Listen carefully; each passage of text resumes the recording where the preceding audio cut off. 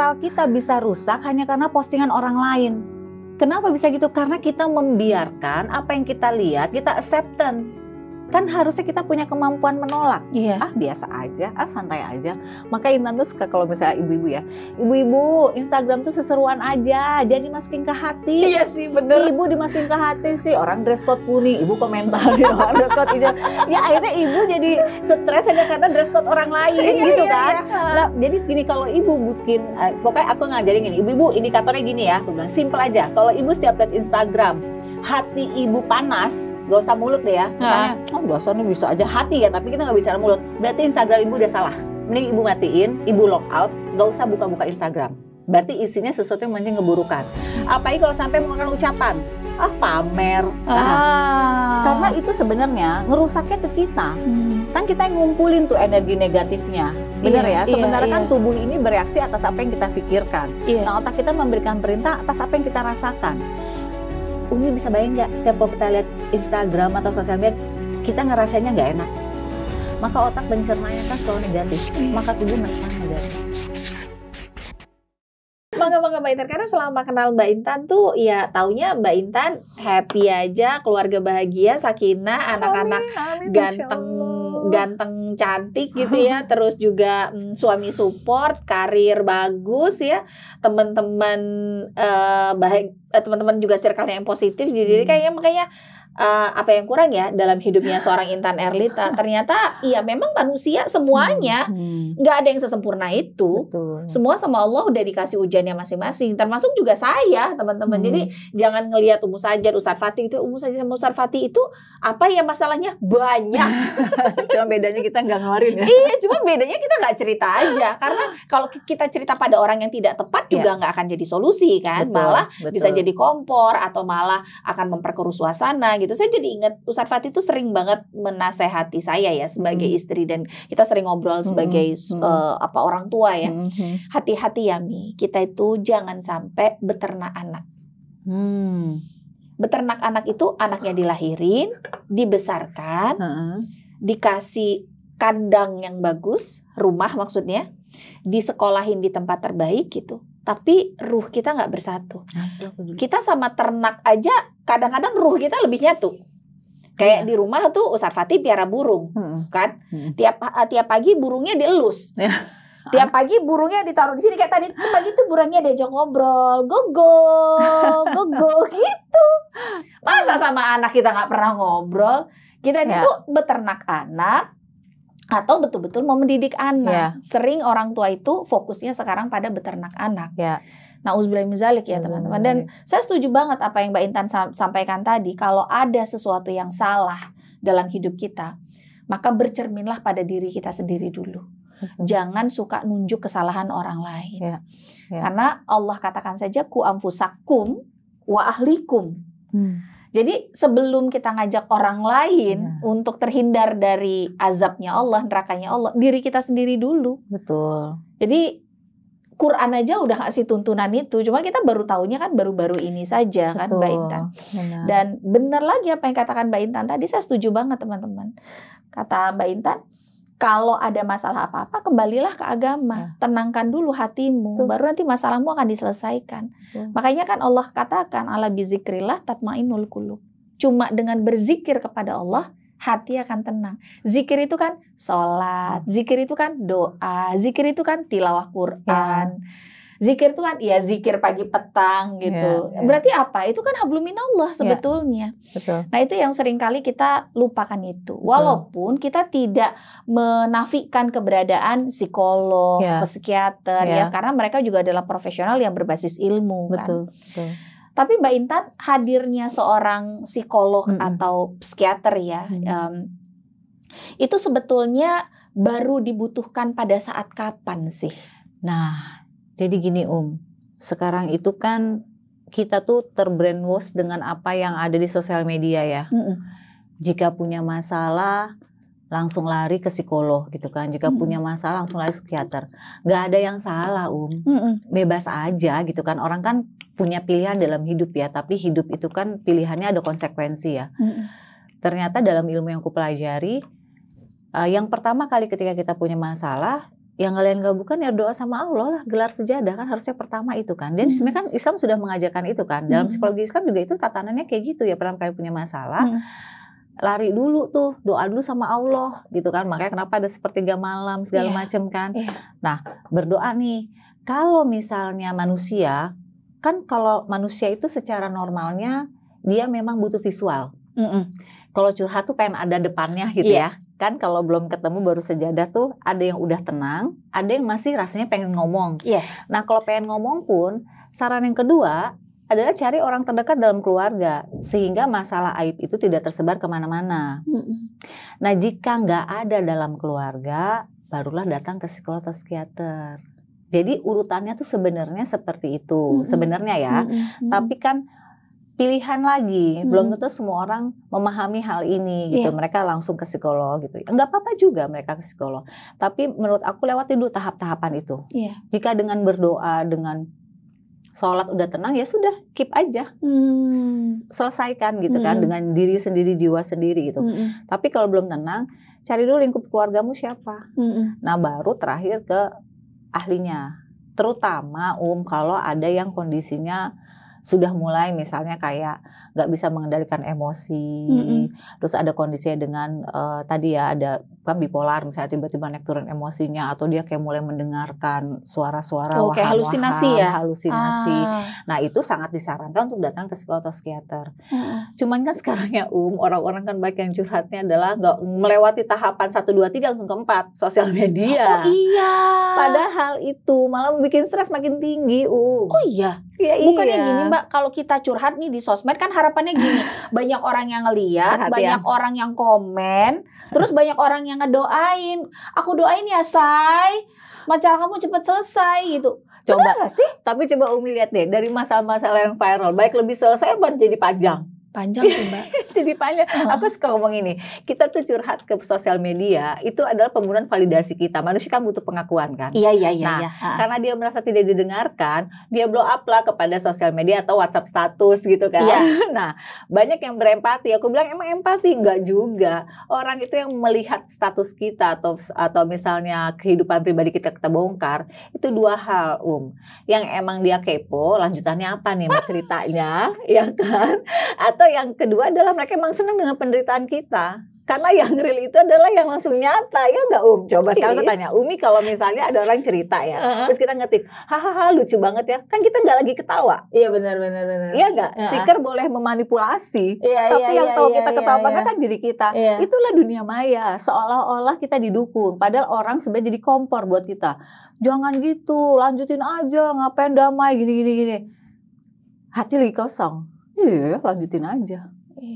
Manusia kan butuh validasi. Makanya aku bilang kalau punya masalah langsung dilempar ke umum, pasti jadinya lebih besar.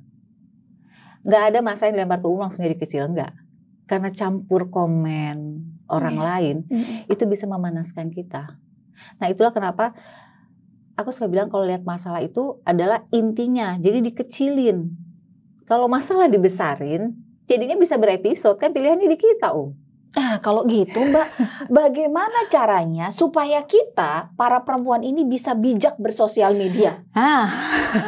Itu PR besar sih Itu karena kan gitu kan, kayak kamu saya kesannya tuh kayak ya namanya perempuan itu emang butuh keluarin 20.000 kata. Udahlah suami pendiam, kan kata Mbak Intan tadi, cari orang terdekat, mau ngomong sama suami kayak ngomong sama tembok, mau ngomong sama orang tua takutnya ngebebanin, kan mau ngomong sama anak masih terlalu kecil gitu. Jadi masih apa ya udah. Saran aku ya nih biar ibu-ibu juga pinter lah kita ya, melek dikit ya. Based on data itu, mental illness itu terbesar disebabkan oleh apa? Sosial media. Iya Mbak. Lah iya. Astagfirullah. Itu data loh. Tapi kita bicara data kita kesampingkan deh. Ya, data kita kesampingkan. Sekarang berapa banyak orang yang gara-gara lihat sosial media dia berantem sama kehidupan nyatanya. Lihat orang posting suaminya ngasih hadiah mobil. Ya. Nah, lihat nih. Wah, enak banget ya jadi suaminya jadi pulang suami kita. Ya, kamu tuh kerja apa aja? Ngasih boro-boro mobil, ngasih berantem.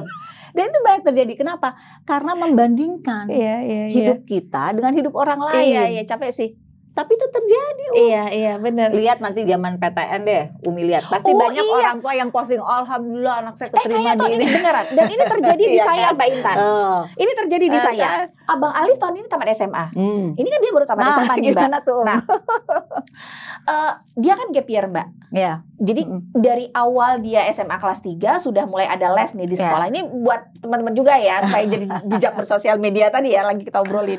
Terus waktu dia SMA kelas 3 itu kan udah mulai ada les-les tuh. Betul. Kami kan ngobrol bertiga gimana dia ke depan, dan akhirnya diputuskan dia gap year tahun ini karena mohon doanya teman-teman, dia mau sekolah keluar. Amin ya Allah. Jadi persiapan dulu nih 1 tahun semua disiapin kan. Udah ya nak, berarti nggak usah ambil les. Dan dia satu-satunya di sekolahnya nggak yang ikut les. Sempet ngerasa gini, Mbak. Kok cuma aku sendiri sih yang enggak, kayak yang apa aku yang paling bego sendiri, tuh sempat dia rasakan. Dah tuh akhirnya udah benar lagi, baik lagi. Terus waktu pengumuman lulusan PTN sama sekolahnya kan di blow up tuh di sosial media. Ini siswa-siswa yang lulus di PTN disebut tuh nama apa, jurusan apa, kampus apa. Dia nangis loh, Mbak. Dia ketemu aku, dia jumpain saya gitu. Umi mau ngobrol. Iya nak, mau ngobrol apa? Umi udah lihat belum ini postingan dari sekolah abang? Udah Umi lihat. Kenapa ya Bi? Kok abang kayak ngerasa paling bego sendiri ya? Dia bilang. Itu sosial media. Iya, abang loh Mi. Dia kan ketua OSIS ya Mbak ya. Abang kan ketua OSIS ya Mi. Harusnya nama abang tuh ada di sini. Dia bilang. Ya namanya juga masih anak SMA kelas 3, masih agak gini-gini kan. Udah yakin aku mau sekolah di luar, yakin gap year. Begitu ngelihat temen ada yang lulus PTN langsung goyang. Ya gitu Mbak gitu. Itu baru sekolah, belum lagi ketika teman-temannya udah mulai posting dengan jaket alma mater. Yes. Kampus gue lagi persiapan buat ospek lah segala macem gitu lah. Aduh, dia bilang dia tuh sampai akhirnya dia sempat beberapa waktu agak jauh dari sosial media. Buat saya bilang udah nak, kalau abang anggap itu jadi kayak racun, abang harus berhenti. Nah, nanti abang toksik. Itu pesannya. Itu Mbak. Bener. Mental kita bisa rusak hanya karena postingan orang lain. Kenapa bisa gitu? Karena kita membiarkan apa yang kita lihat, kita acceptance. Kan harusnya kita punya kemampuan menolak. Biasa aja, santai aja. Maka Intan tuh suka kalau misalnya ibu-ibu ya, ibu-ibu Instagram tuh seseruan aja, jadi dimasukin ke hati. Iya sih bener. Ibu dimasukin ke hati sih, orang dress code kuning, ibu komentarin orang dress code hijau. Ya akhirnya ibu jadi stres hanya karena dress code orang lain gitu kan. Nah, jadi gini, kalau ibu bikin, pokoknya aku ngajarin gini, ibu-ibu indikatornya gini ya, aku bilang simple aja. Kalau ibu setiap lihat Instagram, hati ibu panas, gak usah mulut deh ya. Misalnya, dasar nih bisa aja hati ya, tapi kita gak bicara mulut. Berarti Instagram ibu udah salah. Mending ibu matiin, ibu log out, gak usah buka-buka Instagram. Berarti isinya sesuatu yang mancing keburukan. Apalagi kalau sampai mengeluarkan ucapan, pamer. Karena itu sebenarnya ngerusaknya ke kita. Kan kita yang ngumpulin tuh energi negatifnya. Benar ya? Sementara kan tubuh ini bereaksi atas apa yang kita pikirkan. Nah, otak kita memberikan perintah atas apa yang kita rasakan. Umi bisa bayang nggak, setiap kalau kita lihat Instagram atau sosial media, kita ngerasainnya nggak enak. Maka otak pencernanya kan selalu negatif. Maka tubuh meresponnya negatif. Itu udah ilmunya gitu. Otak ini pengendali menyimpan memori. Tapi memori mana yang harus dia keluarkan tergantung perintah. Tubuh kita nih segini banyak yang udah tadi kita ngobrol, tadi kita minum segala macam. Ini kan perintah. Oh, Intan mau cerita tentang kenapanya dulu, maka otak mengeluarkan semua memori tentang hal itu. Nah, keluarnya itu kan karena hati. Jadilah perilaku kita. Makanya aku bilang, kalau ibu setiap lihat Instagram, lihat Facebook, cuman hatinya panas, udah pada ibu ngerusakin jiwa ibu, yang ada berantem ya enggak. Yang parahnya sosial media itu bisa menyebabkan kita seperti putus harapan. Iya sih ya, benar sih. Berarti aku gagal ya. Iya betul. Berarti makanya aku kan kebalikan ya Kalau orang bilang sekolah di PTN bagus nggak? Bagus. Di PTS bagus nggak? Bagus. Karena gagal PTN bukan berarti masa depan kamu gagal. Iya betul. Itu yang harus diterapin kan gitu ya. Tapi kita merasanya apa? Karena kita dibentuk bahwa yang berhasil enggak. Bahkan kan aku keterima di PTN, alhamdulillah yang pertama kemarin kan. Aku sama ngomong sama anakku gini, ini bukan berarti kamu sukses ya nak. Kesuksesan kamu masih panjang, cuma satu pintu kamu lalui dengan cara yang baik.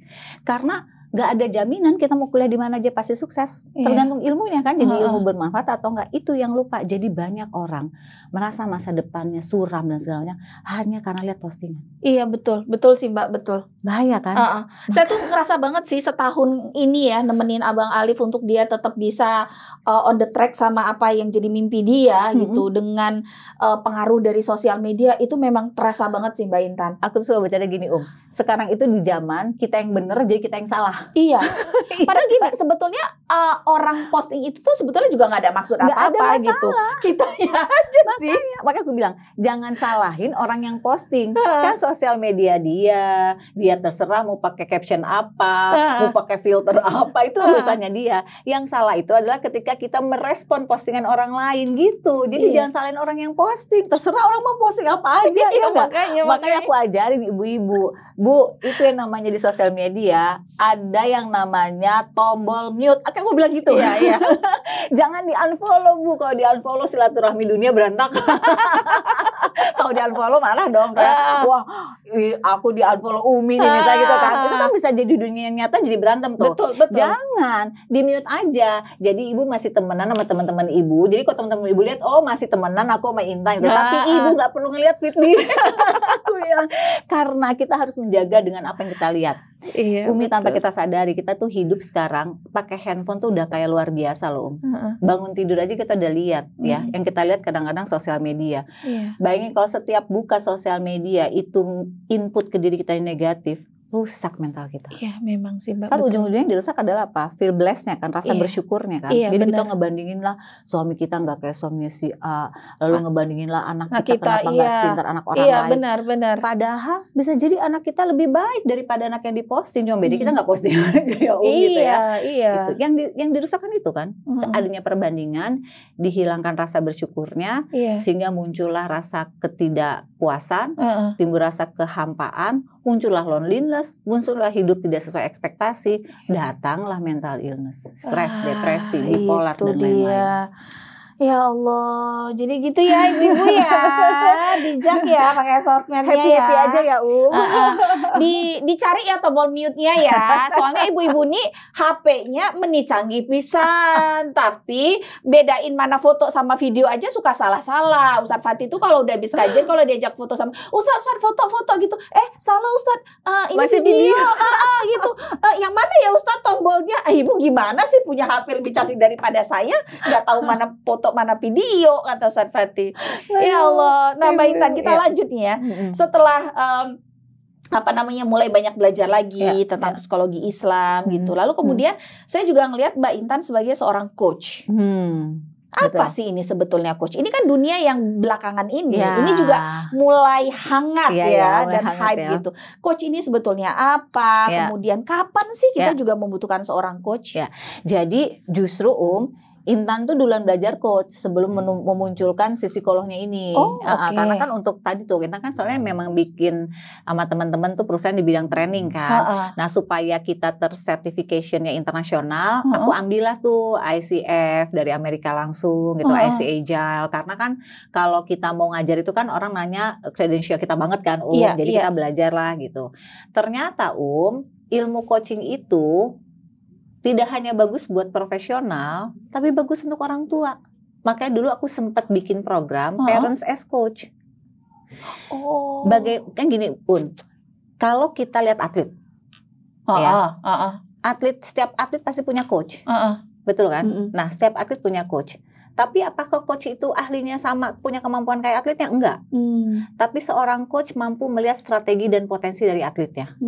Kalau mau diajak berantem, mungkin coachnya Mike Tyson nggak kalah lebih jago. Mungkin kayak ditonjok sama Mike Tyson, habis coachnya. Ya, tapi coachnya melihat bakat kan dari Mike Tyson ini kan, dia kan lagi berkelahi di pasar tuh gitu ya. Wah nih jago nih orang nih, satu pukulannya mantep nih gini-gini nih. Karena coachnya punya strategi, maka potensinya Mike Tyson menjadikan dia seorang petinju dunia. Itulah coach, mendampingi. Nah, ilmu coaching itu aku pelajari awalnya buat dunia profesional, karena memang kan mengcoaching itu berarti mendampingi kan temanya kan. Ternyata jadi orang tua juga harus mendampingi. Harusnya kita yang lebih memahami di mana potensi anak kita. Harusnya kita yang tahu bagaimana menjadi sparring partnernya dia. Harusnya kita yang tahu kapan dia harus kita naiki level untuk diajarinnya, di mana dia berhenti, kan coach kayak gitu. Iya. Karena nggak akan ada lahir seorang atlet-atlet juara kalau tidak didampingi coach yang hebat. Oke. Kita kalau nggak mempelajari ini, orang tua kan tuh merintah anak doang. Iya. Coach mana dia yang perintah-perintah aja. Iya, betul. Semua punya planning.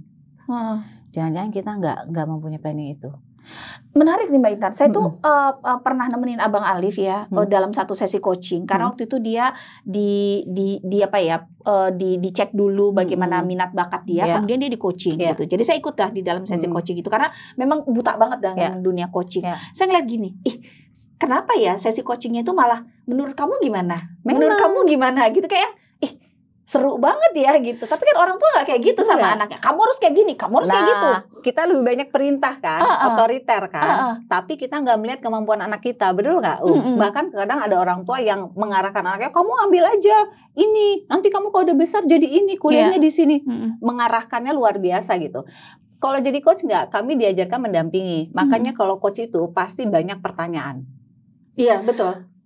Apa yang kamu suka? Kenapa kamu suka itu? Kamu bisa bayangkan nggak kamu 10 tahun mendatang seperti apa? Itu tujuannya apa sih? Kita lagi membuat ini orang supaya punya pattern dalam hidupnya. Misalnya ini ngomong, aku mau jadi dokter. Oke, kalau untuk jadi dokter kira-kira kamu hari ini harus ngapain? Jadi anak itu di-push untuk menemukan apa yang harus dilakukan hari ini untuk dia bisa menjadi dokter. Iya. Tapi yang muncul nih dari diri anak itu. Iya, betul. Bukan dari kita. Kamu terus menjadi dokter ya, harusnya begini.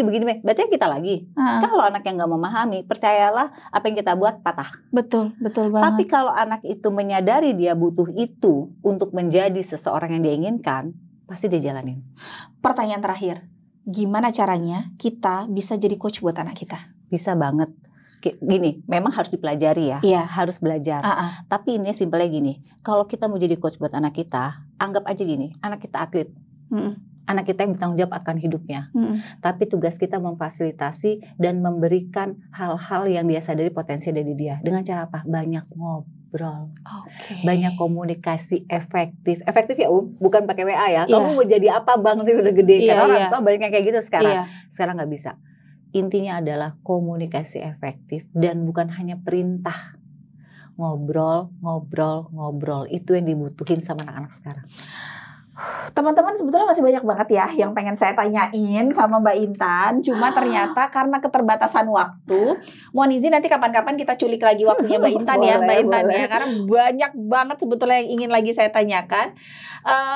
Untuk sekarang sekian dulu. Kalau teman-teman merasa banyak sekali mendapatkan manfaat dari obrolan saya bersama dengan Mbak Intan, share ya sebanyak-banyaknya ya ke banyak orang tua, ke banyak ibu, ke banyak calon ibu, agar kita nggak cuma jadi ibu-ibu yang kebetulan, tapi jadi ibu-ibu yang betulan ya. Kesalahan yang dilakukan pernah terjadi pada Mbak Intan. Saya juga di awal-awal ketika jadi orang tua dari satu orang anak laki-laki, sama anak pertama kami sama-sama laki-laki, itu memang udahlah jadi pelajaran aja. Cukup kami orang terakhir yang melakukan kesalahan itu. Teman-teman yang belum atau sekarang sedang ikhtiar untuk punya keturunan, bismillah deh, insya Allah jadi ibu-ibu yang betulan ya. Sampai ketemu lagi ya di podcast Cerita UFK berikutnya. Support terus semua program-program dakwah yang ada di Cinta Quran, dan jangan lupa ikut di dalam event Broken Home Healing. Cerita tentang Ustadz Fatih dan pengalaman beliau bisa sembuh dan berdamai dengan luka masa lalunya menjadi anak dari korban perpisahan orang tuanya. Sampai ketemu lagi. Assalamualaikum warahmatullahi wabarakatuh. Waalaikumsalam.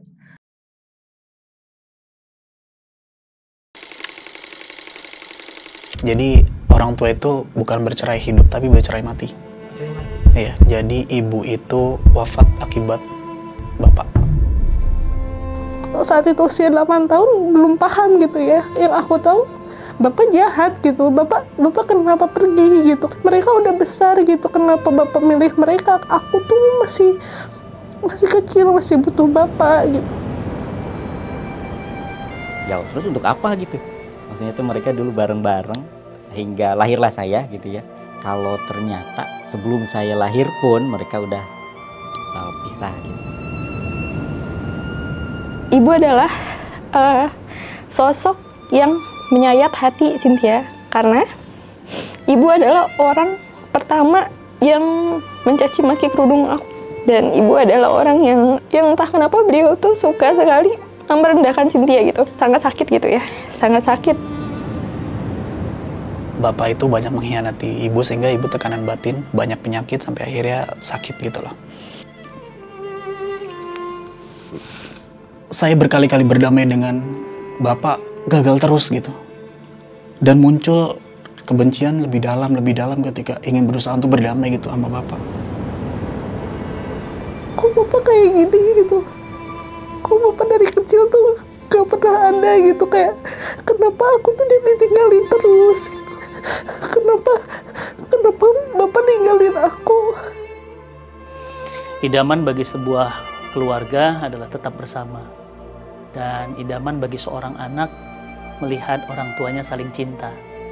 Tapi tidak semua orang merasakan hal yang sama. Saya dibesarkan dari keluarga broken home. Saya sangat mengimpi-impikan ayah dan ibu saya bisa hidup bersama dan menikmati cinta sepenuh jiwa. Tapi saya tidak mendapatkannya.